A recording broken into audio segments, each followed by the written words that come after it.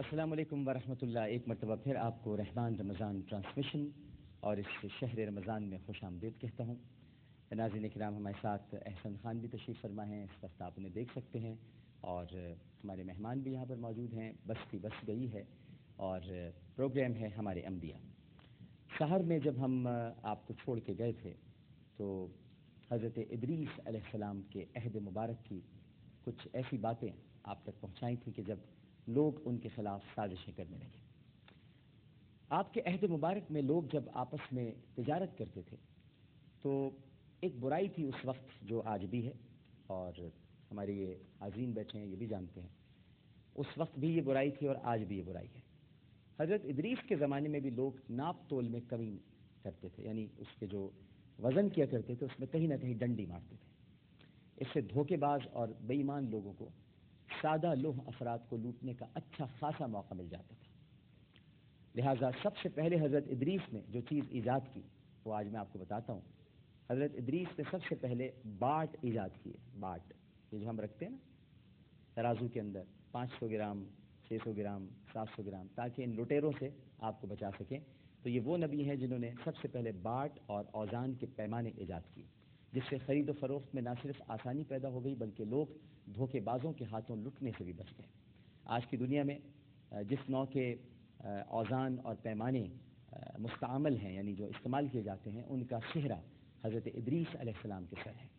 جب تول کر کوئی چیز دی جا رہی ہوتی ہے تو اس وقت اس ہنگام اللہ کے ایک مرسل پیغمبر کی سنت ادا ہو رہی ہوتی ہے. جب بھی کوئی چیز تولی جاتی ہے تو سمجھ لیجئے کہ حضرت ادریس کی سنت ادا ہو رہی ہے. یہاں تک کہ میں آپ کو ایک بات بڑی عجیب سی بتاؤں کہ جب آپ کوئی بات بھی کہتے ہیں، جس کو کہتے ہیں نا پہلے تولو پھر بولو، تو جب آپ تول کر بولتے ہیں تو اس وقت بھی آپ حضرت ادریس کی سنت ادا کر رہے ہوتے ہیں، کیونکہ تولنا آپ کو حضرت ادریس نے سکھایا ہے. قوم مدائن یا مدین پر عذاب الہی اس وجہ سے آیا تھا کہ وہ ناپ تول میں کمی کرتے تھے، اور علم نجوم معجزے کے طور پر آپ کو عطا ہوا تھا. لہٰذا اس کا آپ نے اظہار فرمایا. اور آپ علم منطق کے بھی معجز تھے.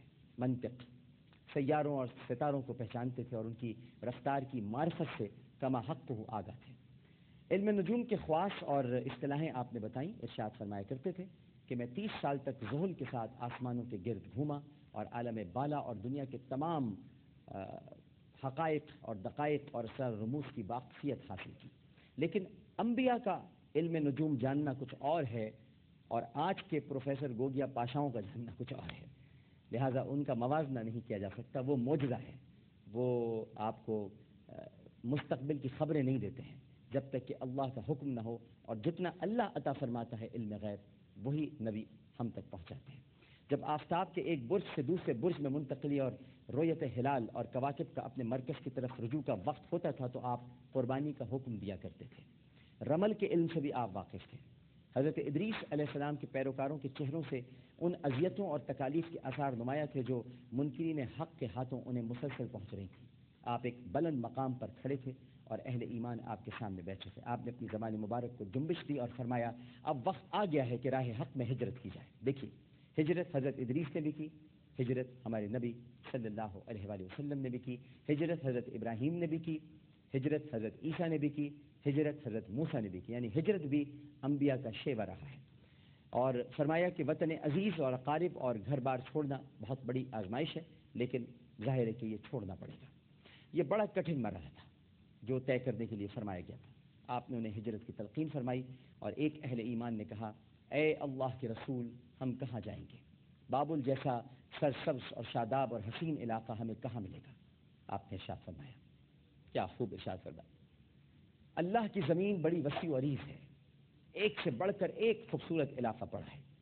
ہمیں اس پر بھروسہ کرنا چاہیے جو کارساز مطلق ہے. سب نے بیک زبان کہا اللہ اور اس کا رسول بہتر جانتا ہے. ہم اطاعت گزار ہیں، جیسا حکم دیں گے ہم ویسا ہی کریں گے. ایک پیروکار نے دریافت کیا ہمیں ہجرت کر کے کہاں جانا ہوگا؟ آپ نے کہا مصر. آپ کے ارشاد فرمانے کے ساتھ ہی محفل برخاست ہو گئی اور سب لوگ ہجرت کی تیاریاں کرنے لگے.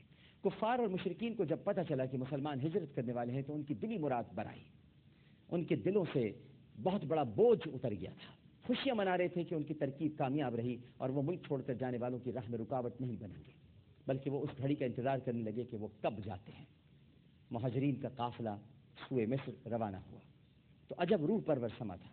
اس میں بوڑھے، جوان، مرد، عورتیں اور بچے سب شامل تھے۔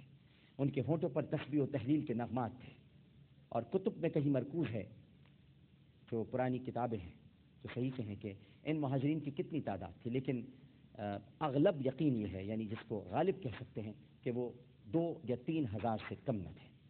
ہر اٹھنے والا قدم انہیں بابل سے بہت دور لے جا رہا تھا۔